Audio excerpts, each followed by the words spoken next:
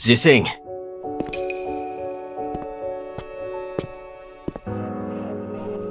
Zising? Nasa loob ka ba? Zising!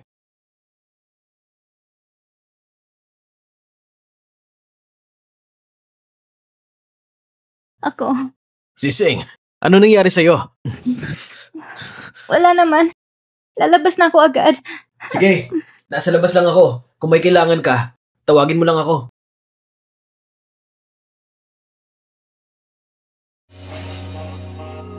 Sige na. Sundan mo ng fiancé mo. Tumalis na kayo. Gago ka.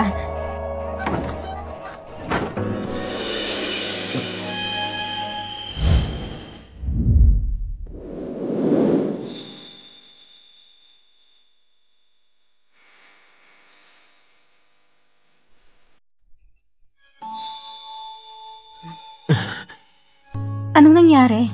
Nakainom ka ba ng sobra? Hindi. Masaya lang ako ngayon.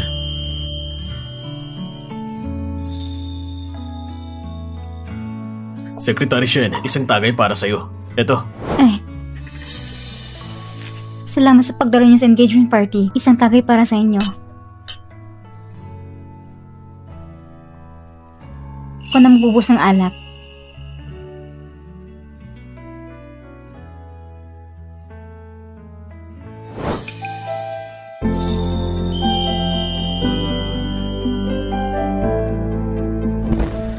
Naputol ba ang kamay niya o hindi lang magsasalita kaya kailangan mo pang inumin para sa kanya?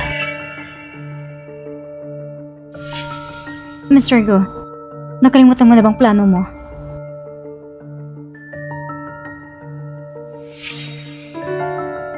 Hindi ako natatakot. Anong kinakatakutan mo? Mr. Go, hindi ka dumalo sa press release. Hindi mo siguro alam na ako si Zising ay nakatagda ng magpakasal. Kung hindi lang dahil sa bihirang pagkakaintindihan ng magkapatid at para sa mga kotseng ipinadala ni Shen Jianping para hadlangan ako, basta siya lang, baka hindi niya ako mapigilan. Sayang naman. Ito, tapos na ang lahat.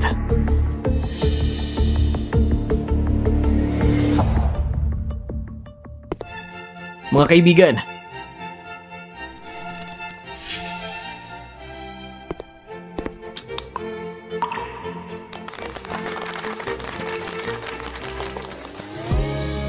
Zising, papakasalan mo ba ako?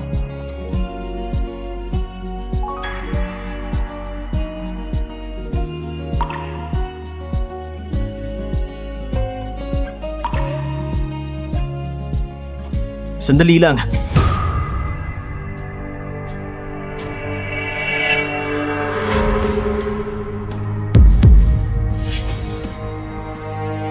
Yo, yo! Yo, yo! Zising, tumingin ka na mabuti. Sino siya? Yo, yo! Huwag kang pumunta. Sa pagkakaalam ko, hindi kayo inimbitahan ni Zising na dumalo, kaya umalis na kayo agad. Kasalanan ng kapatid kong babae. Bilang nakakatandang kapatid, paano ko mawawalan? Akong nakakatanda dito, lalo na't ang ama natin ay nasa ospital pa at nakahiga. Ang engagement party na ito, akong dapat mamuno. Huwag mong kalimutan na binabalaan ka ng ama mo na paalisin ka sa pamilya Shen. Walang kinalaman si Zising sa'yo. Kung nandito ka pa rin, huwag mong usisihin kung papalabasin kita. Kung gusto mo, pwede mo ring tanungin ang babaeng nasa tabi mo, may lakas ba siyang palabasin kami? Shen Jianping, naalala ko nung huling beses sa ospital, nagwala ka ng isang beses at lahat ng hawak mong shares ay natalo mo kay Miss Shen. Ano ngayon? Sa araw nito, gusto mo bang iwan ang huling piraso mo kay Miss Shen at Mr. An? Na-verify na ang dugo nila. Bakit mo pa dinala itong pasyente dito? Tama nga, Shen Jianping, hindi mo ba sinabi nung nakaraan na hindi mo naaabalahin si Miss Shen? Yaw, kapatid ko, pakiusap, aminin mo na lang.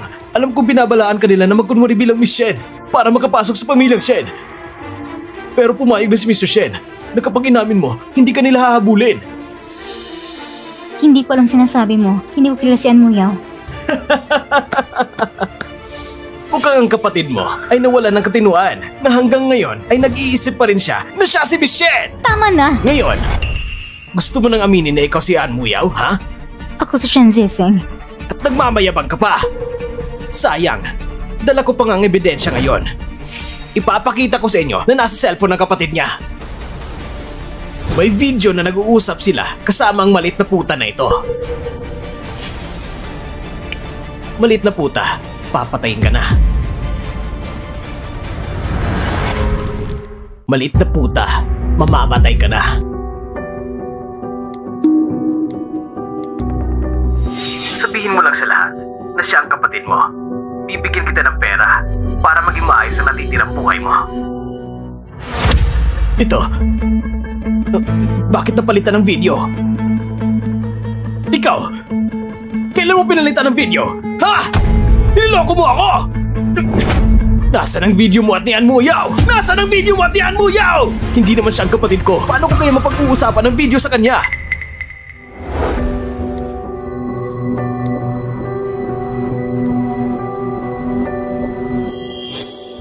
Sino ka? Diretso na ako sa punto. Delikado ang kapatid mo ngayon. May isang bagay na kailangan mong gawin para sa kanya. Ikaw, niloloko mo ba ako? Papatayin kita!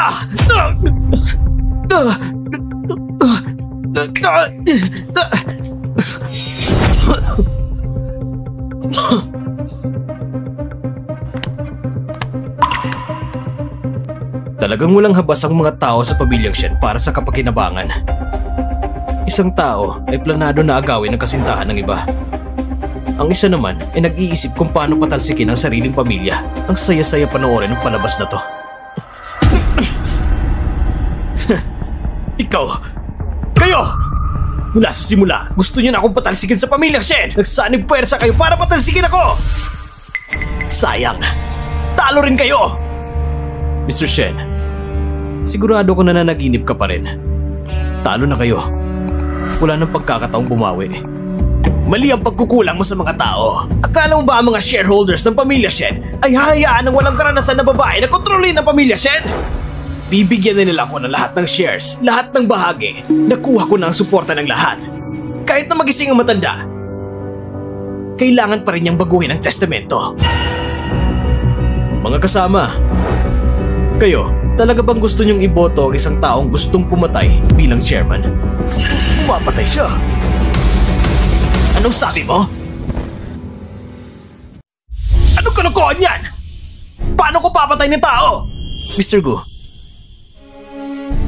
pwede namang sabihin nagkamali lang sa pagkain.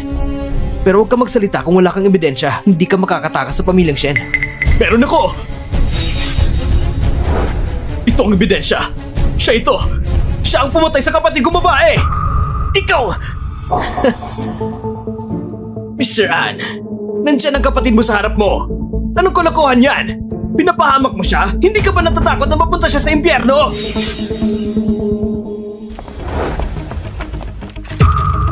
Shen Jiaping, kaugnay ka sa hit and run at sinasadyang pananakit. Sumama ka sa amin. Ito! Huwag niyong pakinggan siya! Hindi lang dapat isang pakinggan! Wala akong ginawa! Mula sa dashcam ni Mr. An, nakita na namin ang eksena ng krimen. Ito ang kotse. Kilos na. Ito. Hindi pwede! Ang kotse na yun mismo ang kotse ni Shen Zising!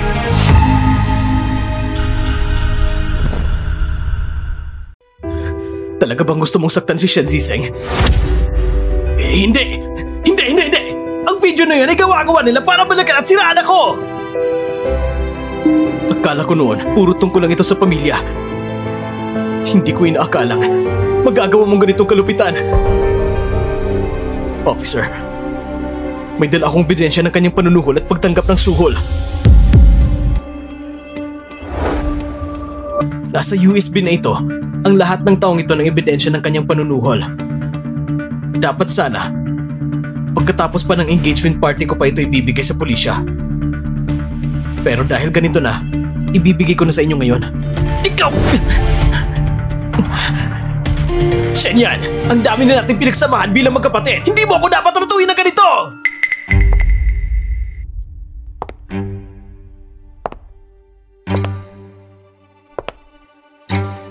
Sabi daw ni Papa, kung sino man sa pamilya Shen ang gumawa ng krimen, hindi na siya kabilang sa pamilyang Shen. Ikaw! Shen yan! Wala kang utang na loob! Kung wala ako, tignan natin kung hindi ka niya sisirain!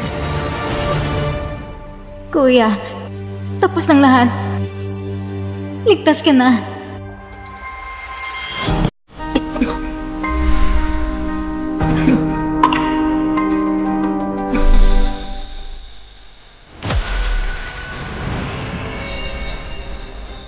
Kuya! Wag! Wag! Kuya!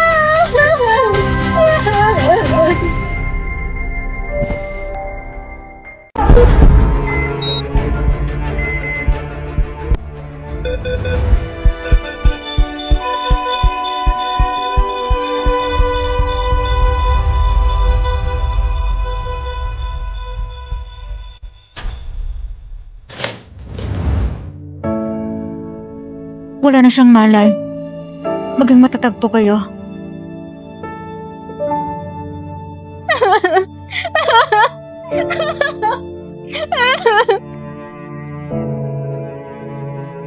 Muyo, ako nang bahala dito. Dahil sa nangyari sa kapatid mo, tumakas ka. Siguradong paghihinalaan ka ni Shen yan. Huwag mong kalimutan ang tunay mong pagkakakilanlan.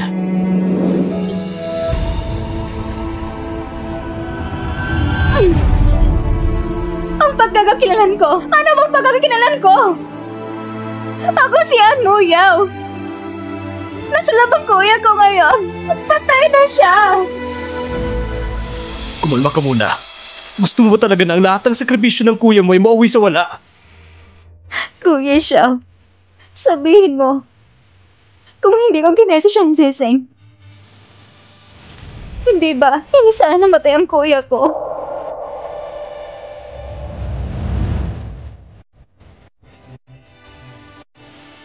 Muyo, kung malaman ni Shen yan ng kuya mo ay patay na.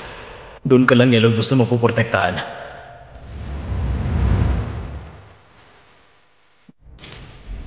Kuya Xiao, lahat ng hiningi mo, ginawa ko na. Ang pagsasamahan natin, tapos na.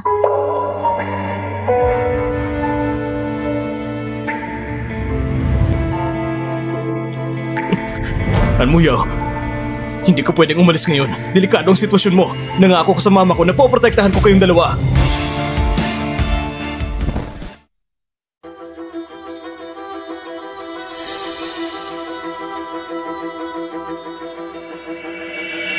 Kaya pala ang guro ko ay ang mama mo pala. Kaya pala, nung simula pa lang, pinili mo ako para maging si Sin Jessie. Ibig sabihin, mula sa simula, ginawang wala akong panangga.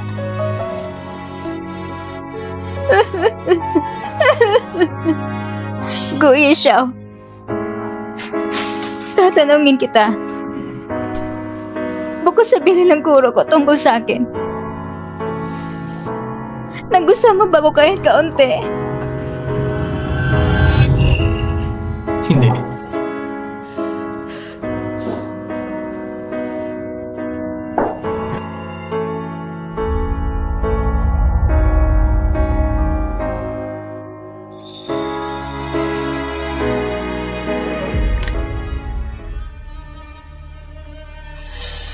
Boss, stable ang lagay ni Mr. An. Makalipas ng kaunti, magigising na siya. Sige. Ang balitang buhay pa siya, huwag mo munang ipaalam kahit kanino. Paano naman kay Miss An? Kapag si An Yifan ay tuluyan ng naging ligtas, saka na natin sabihin sa kanya.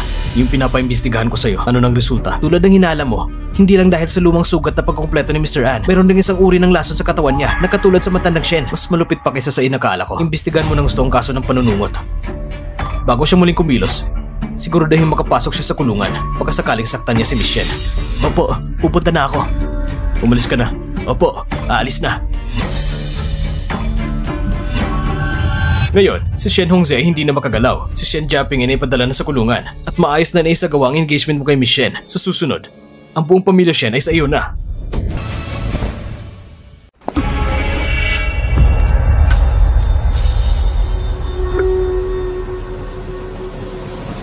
Ano bang relasyon mo kay Sun Jesing? Ano ba talaga?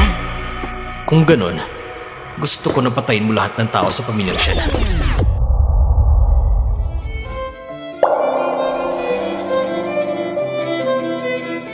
Muyaw, pwede ba tayong maging ganito? Magkasama magpakailanman.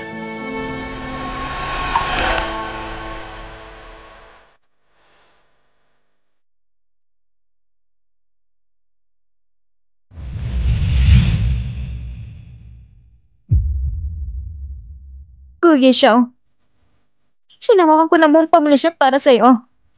Pati buhay ng kapatid ko, inaali ko sa'yo. Ano pang kailangan kong gawin para pakawalan mo ako? Muyaw, bakit ayaw mo pa rin akong paniwalaan? Ginawa kong lahat para protektahan ka.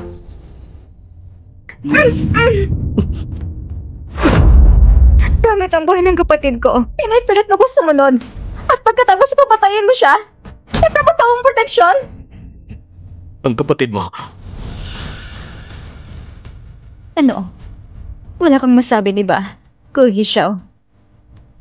Isa ka talagang walang pakti sa iba. At sakit sa sarili mong kapaginabangan. Patawalan mo ako! Patawalan mo ako! Kuya Xiao, patawalan mo ako! sa totoo lang, buhay pang kapatid mo. Kapag natapos ng lahat, ihahayag ko sa iyong katotohanan. Bakit? Bakit tayo naging ganito ngayon? Paano naging ganito? Dapat ay pwede tayong magmahalan.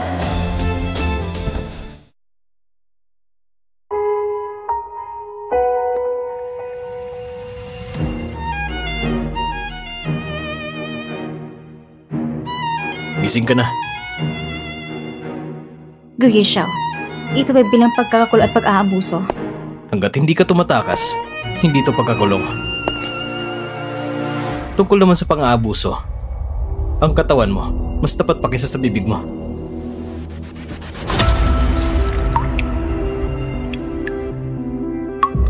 Isa kang tanga, isa kang salbahe. Ngayon mo lang nalaman. Ngayon, kung ibubunyag mo ang aking pagkakagalan sa lahat, maaari mo mamanayan ang pamilya Shen. Bakit mo pa ko pinapanatili? Kasi ako. Boss! Yung gumawa ng sunog, nahuli na namin.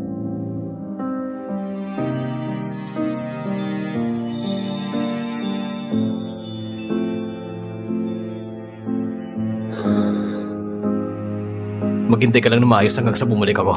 Pinapangako ko sa'yo. Kapag nalutas ko na ang problema, palalayain na kita.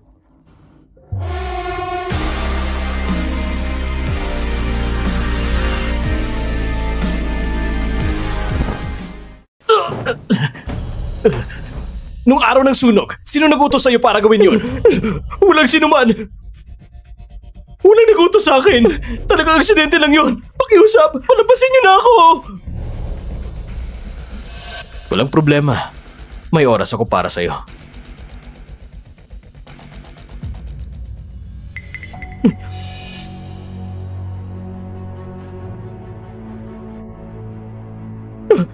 Wag!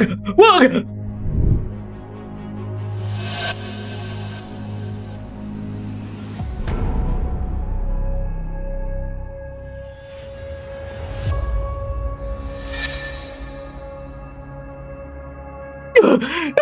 Lahat ng pera na ito! Akin ang lahat ng pera na ito!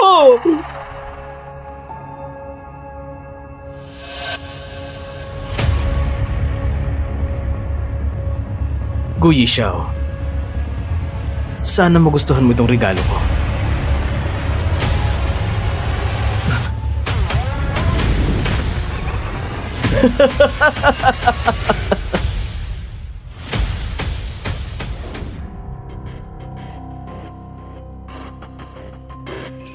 Zixing? Halika, sumama ka sa akin. Shen yan, paano ko nahanap? Wala nang oras para magsalita. Pupunta na si Guyi Xiao. Halika na.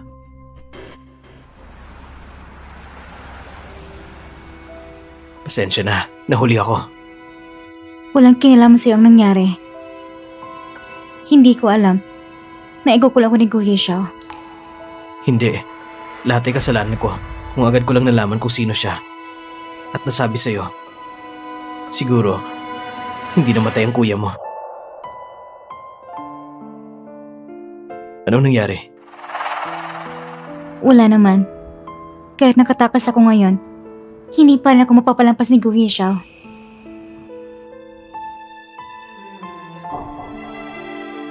Huwag ka mag-alala. Hanggat nasa pamilyang Shen ka, wala kang dapat ikabahala. Kahit gaano siya kalakas, hindi siya maghahabol sa pamilya Shen. Nandito lang ako. Poprotektahan kita ng maayos.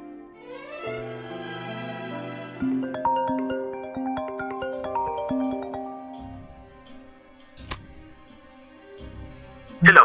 Miss Anne! May nangyari! Namatay si boss! Anong sabi mo? Habang tinatanong ni boss yung nagsimula ng sunog, nagkaroon ng biglang pagsabog.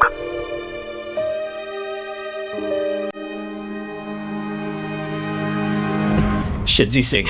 Hindi kita pababayaan.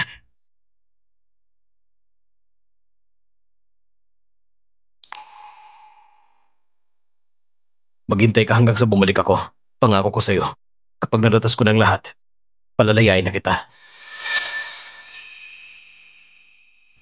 Wala na kami ng boss mo. Wala nang kinalaman sa ng mga nangyari sa kanya. Miss Anne, buhay pa ang kuya mo. Na-detect ni Mr. Ko na may naglagay ng lason kay Mr. Anne, kaya hindi ko agad nasabi sa iyong katotohanan. Totoong sinabi mo? Miss Anne, alam ko nakatakas ka na mula sa villa. Tumawag ako para pagsabihan ka. Wala na si boss. Ngayon, ang stock ng Gu Corporation ay mulang inaatake ng isang hindi kilalang grupo. Kailangan mong ingatan ang sarili mo. Mag-ingat ka rin kay Shen Yan.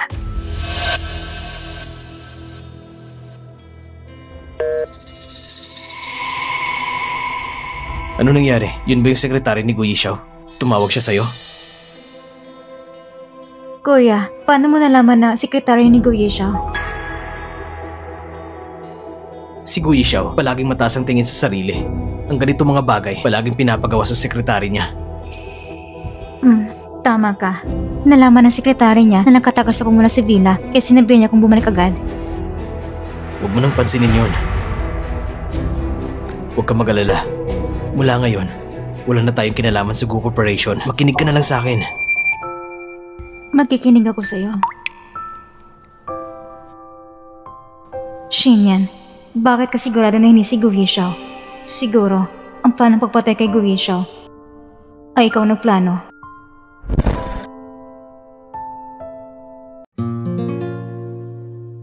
Zising, pasensya na sa mga hirap mo nito ng karaang panahon. Pero huwag ka mag-alala, walang makakabastos sa'yo dito. Pupunta muna ako para kumuha ng kaunting pagkain para sa'yo.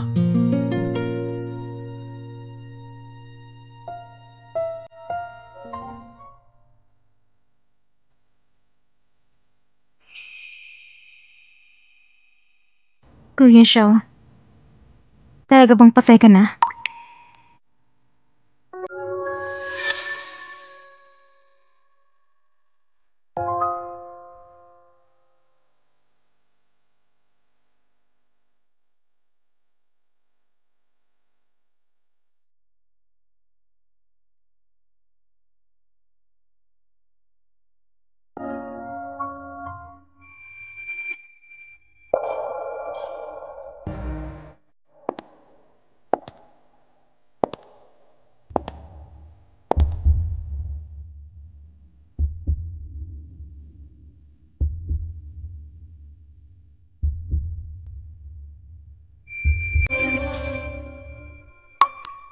Pasensya na, Miss Shen. Ako, hindi ko dapat hinawakan ng piano mo. Walang problema. Umalis ka na.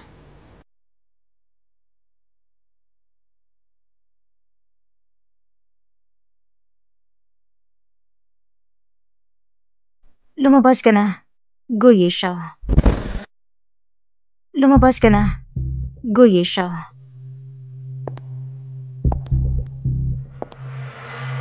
Paano mo nalaman na buhay pa ako? Anong sekretarang sobrang masipag? Patay na ang boss niya, pero intindi pa rin kanyang amo ay dapat alagaan. Matalino. Pero, paano mo nalaman na nandito ako sa labas? Narinig kong tunog ng piano mo. Mula pa noon, alam ko na. Anong ibig mong sabihin?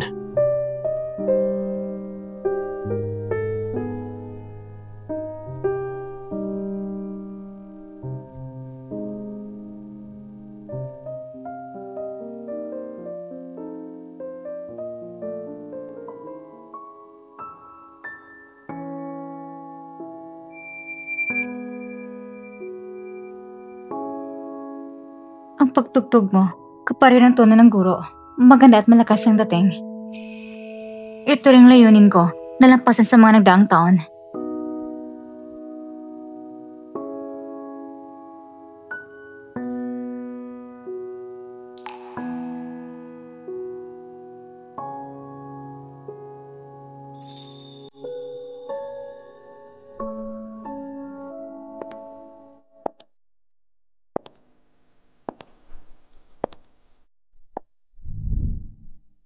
Kasi hindi pa kita nakikita noon. Ngunit mula nung umupo ka at nakipag-collaborate sa akin, alam ko na, ikaw ang hinahanap ko. Kaya, handa akong magtiwala sa'yo. Ipatuloy mo. Kung maaari, Mr. Gu, mula ngayon, maaari kong isipin bilang isang taong inaalala mo.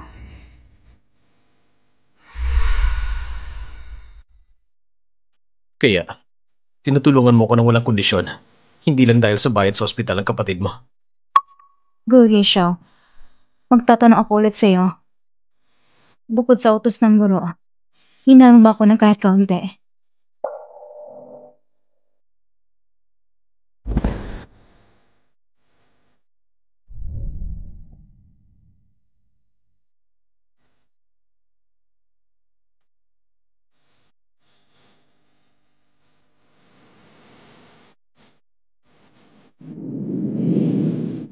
Sagutin mo na. Oo, minahal kita. Mula sa unang pagkakataon, nang una kitang makitang tumugtog ng piano. Nahulog na ako sa'yo.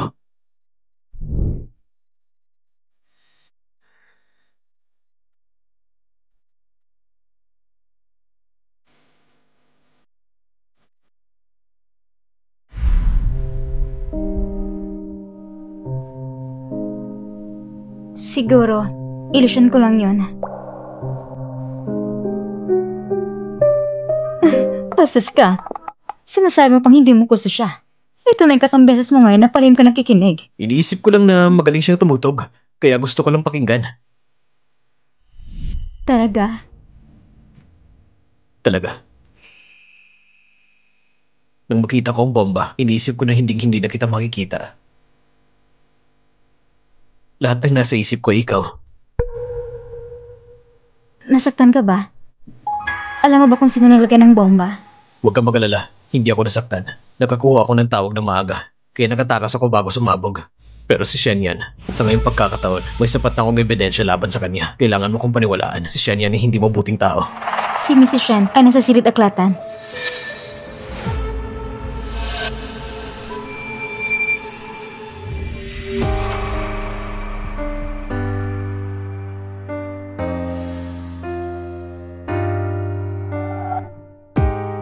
Naniniwala ako sa'yo.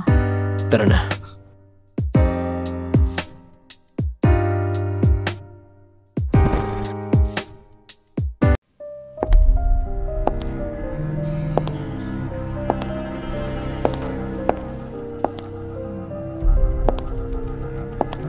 Zising, anong ginagawa mo? Matagal akong hindi tumutugtog ng piano. Medyo nangangati ang kamay ko. Zising, sa ngayon, hindi matatag ang loob ng mga tao sa pamilyang Shen. Gusto ko sana maaari tayo magpakasalagad. Shen Yan, ihayag mo na ba yung totoong kulay? Susundin ko ang sinasabi mo. Sige.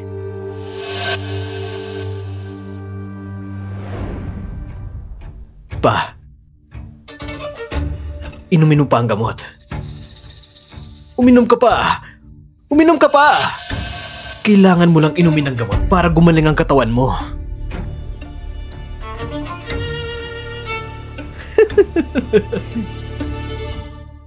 Alam ko pa. Sigurado kung gusto mong sabihin na ako isang walang puso, salbahe at walang pasasalamat. Di ba?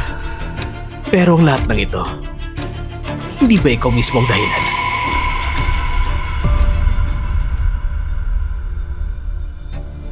Naalala mo ba? Nang kunin mo ako mula sa ampunan, sabi ng lahat na isa kang mabuting tao. Talagang ang mabuti kang tao.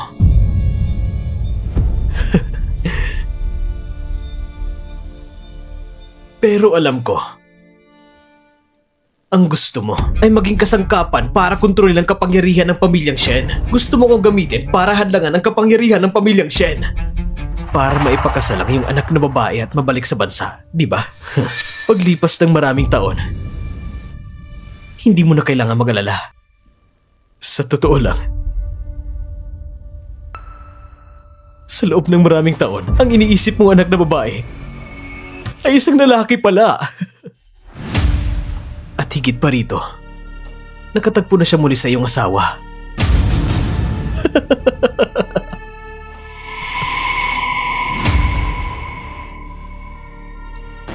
Tama. Sigurado kung hindi mo pa alam na sa totoo lang, si Gu Yixiao ay si Shen Zixing. Pa!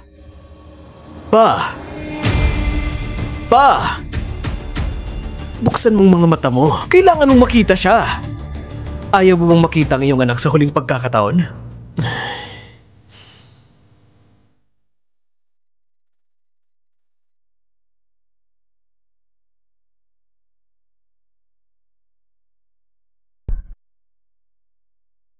Pero huwag ka mag-alala. Malapit na kitendalin para muling magkita kayo.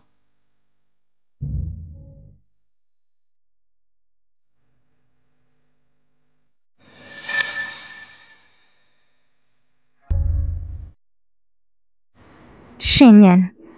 Di ko inaakala na ikaw pala ang uri ng tao.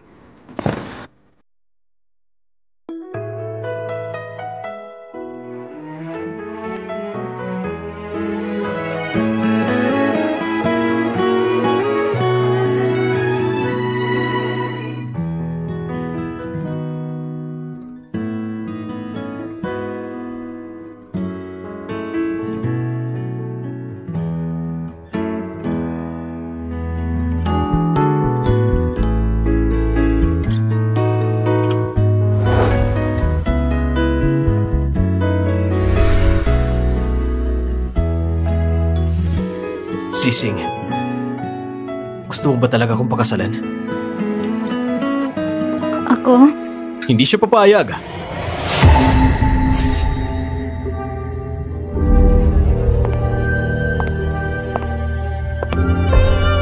Pareho kami may pagmamahalan.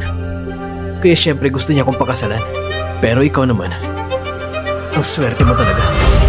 Mr. Shen, kung hindi ka mismo pumunta sa lugar ng pangyayari, baka namatay na ako sa pagsabog na maingat mong pinagplanuhan. Ito ang kotse ni Mr. Shen. Delikado to. May panganib kay Mr. Gu.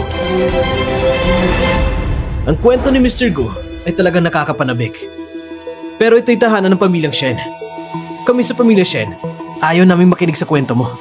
Security! Palasin niyo siya! Shen yan! Hindi pa namatay ang matanda mong ama, kaya hindi mo karapat-dapat kontrolin ang pamilyang Shen! Kuya! Yaw! Kuya! Hindi ka papatay! Mabuti naman, kuya! Nung panahon na yun, pinagtaksilan ako ng mga tauhan ni Shen Yan. Nilagyan nila ako ng lason. Salamat kay Mr. Gu.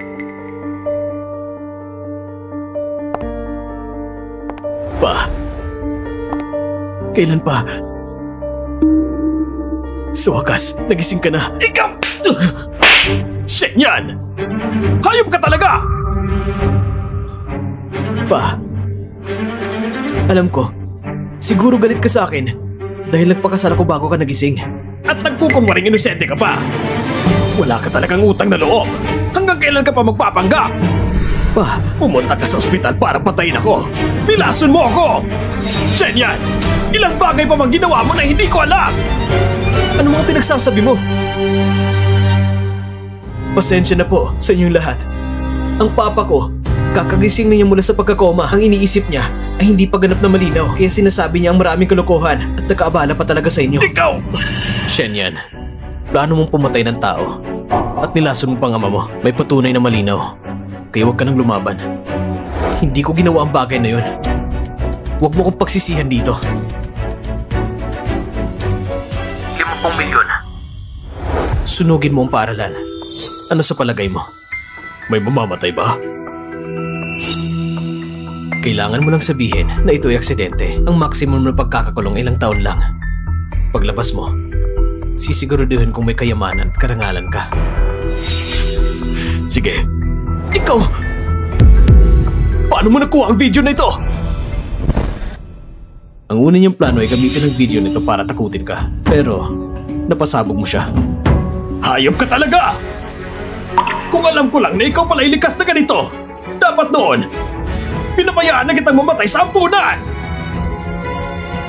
Bakit mo ginawa yun, ha? Bakit?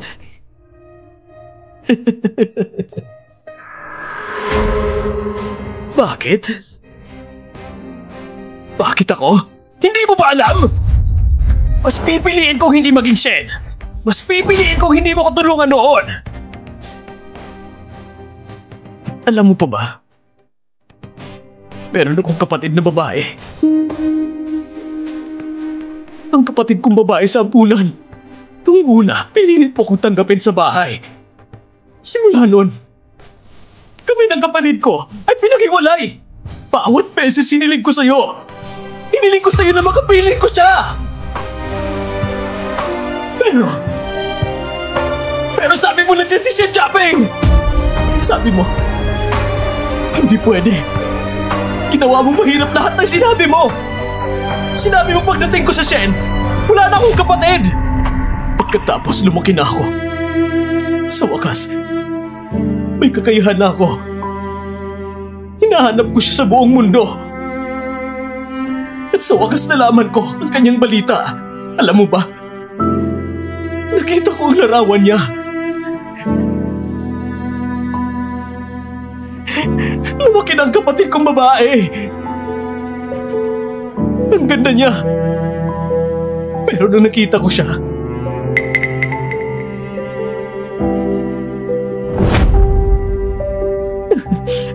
iba siya sa larawan. Nasa loob na siya ng kahon! Salamat sa iyo. Inampun siya ang isang mayamang pamilya. Mula noon, pinahirapan siya, pinagsamantalahan, hanggang siya'y pinatay dahil sa pang-aabuso. Alam mo ba? Ayoko talaga maging Shen! Mas pipiliin kong hindi mo ako tinulungan noon. Mas pipiliin kong manatili lang sa ampunan habang buhay. Bakit? Bakit? Bakit? Bakit? Bakit hindi mo rin siya inampon? Shen yan. Kahit ano pang ginawa mo noon, iyon ay hindi dahilan para saktan mong ibang tao. Wala kang karapatan. Tumahimik ka! Wala kang karapatan para husgahan ako. Ikaw rin. Ginamit mo pagkamatay ng kapatid niya para takutin siya! Kaya, alam mo noon pa, nahingi ko sa Shen Seseng. Siyempre. Kung hindi, bakit ko pa ginugol ang lahat ng pagsisikap para maging fiancé mo? Yaw-yaw. Ang pagpapakasal sa akin ang pinakainom na desisyon mo. Pinapangako ko sa'yo. Basta handa kang pakasalan ako. Gagawin kitang sising habang buhay. Ayos ba?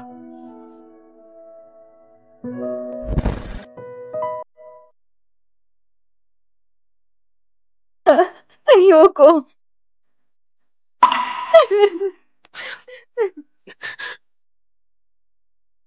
Bakit? Kung pwede kong ulitin, mas pipiliin ko na hindi kailan na maging Shen Seseng. Ang hiling ko lang na ang kapatid ko hindi nasaktan.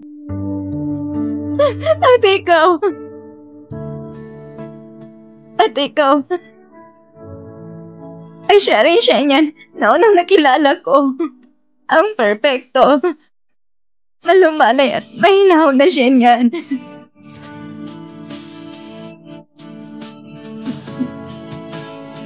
Kuya, sumuko ka na. Kung kapatid kita, Ayaw ko rin makita kang galap ang aking hiya para saktan ng iba. Shenya, ikaw yung pinaghihinala ang pumatay. Sumama ka sa amin.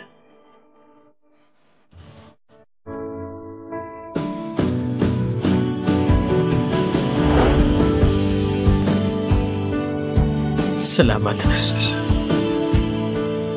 Salamat at tinawag mo pa rin akong kuya.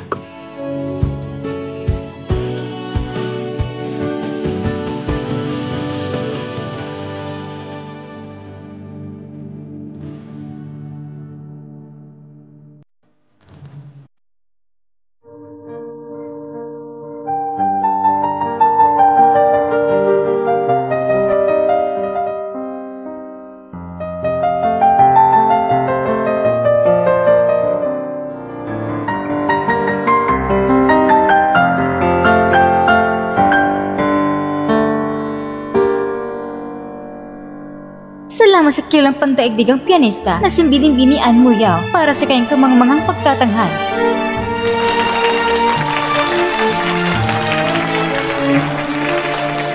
Sa harap ng ating mga kaibigan, mayroon ba sa inyo na makipag-ugnayan kay Bini-Bini Ann? Ako.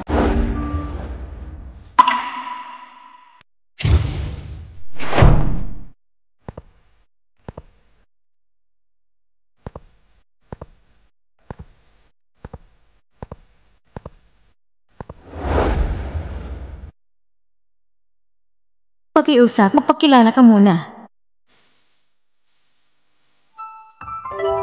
Kumusta, Miss Ann? Ang pangalan ko ay si Shen Ziseng. Kumusta? Ang pangalan ko ay Ann Muyao.